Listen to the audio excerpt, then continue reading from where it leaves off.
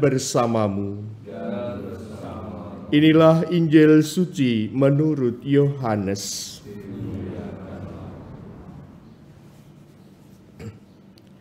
Setelah makam Yesus kedapatan kosong, maka Maria Magdalena berdiri dekat kubur dan menangis. Sambil menangis ia menjenguk ke dalam kubur itu, dan tampaklah olehnya dua orang malaikat berpakaian putih, yang seorang duduk di sebelah kepala dan yang lain di sebelah kaki di tempat mayat Yesus terbaring. Kata malaikat-malaikat itu kepadanya, "Ibu, mengapa engkau menangis?" Jawab Maria kepada mereka, "Tuhanku telah diambil orang dan aku tidak tahu di mana ia diletakkan." Sesudah berkata demikian, ia menoleh ke belakang dan melihat Yesus berdiri di situ. Tetapi ia tidak tahu bahwa itu adalah Yesus. Kata Yesus kepadanya, "Ibu, mengapa engkau menangis? Siapa yang engkau cari?" Maria menyangka orang itu adalah penunggu taman. Maka ia berkata kepadanya, "Tuan, jikalau Tuhan yang mengambil dia, katakanlah kepadaku di mana Tuhan meletakkan dia, supaya aku dapat mengambilnya." Kata Yesus kepadanya, "Maria." Maria berpaling dan berkata kepadanya dalam bahasa Ibrani, "Rabuni," artinya guru. Kata Yesus kepadanya, "Janganlah engkau memegang aku, sebab aku belum pergi kepada Bapa. Tetapi pergilah kepada saudara-saudaraku dan katakanlah kepada mereka bahwa sekarang aku akan pergi kepada Bapakku dan Bapamu, kepada Allahku dan Allahmu." Maria Magdalena pergi dan berkata kepada murid-murid, "Aku telah melihat Tuhan, dan juga bahwa Tuhanlah yang mengatakan hal itu kepadanya." Demikianlah sabda Tuhan.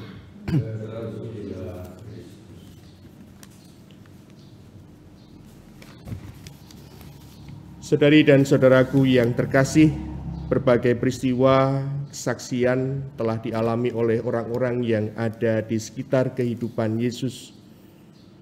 Santo Agustinus dari Hippo pernah membagi dua periode waktu, yaitu waktu yang sekarang dan waktu yang lain, yaitu waktu yang akan datang. Waktu yang sekarang menjadi tanda aneka tantangan, pergumulan dan kesulitan hidup, dan waktu yang lain yang akan datang itu adalah waktu di dalamnya manusia dapat menikmati keabadian secara penuh serta damai dan sukacita yang akan juga dialami oleh manusia. Sedangkan juga dari sisi liturgi ada dua masa, yaitu sebelum Paskah dan sesudah Paskah. Sebelum Paskah menandai sebuah pencobaan dan kesulitan masa kini dalam penjarahan hidup manusia. Sedangkan masa sesudah Paskah yaitu kegembiraan yang akan menjadi milik kita, yang akan datang dan akan kita miliki secara penuh.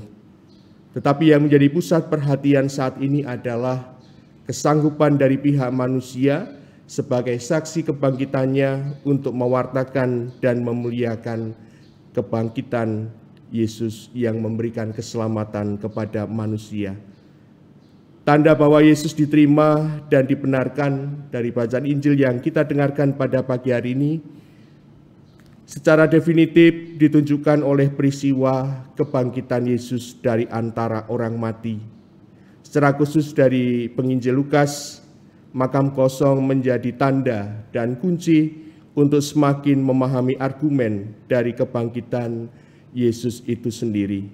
Maka saudari dan saudara sekalian yang terkasih, marilah dalam perayaan Ekaristi pada pagi hari ini kita mohon rahmat Tuhan, agar kita pun juga memiliki cara pandang baru terhadap peristiwa Paskah yang kita alami dan kita rayakan bersama, terlebih panggilan sebagai seorang saksi, sebagaimana yang dialami oleh Maria Magdalena mendapat tugas perutusan untuk mewartakan Yesus yang bangkit.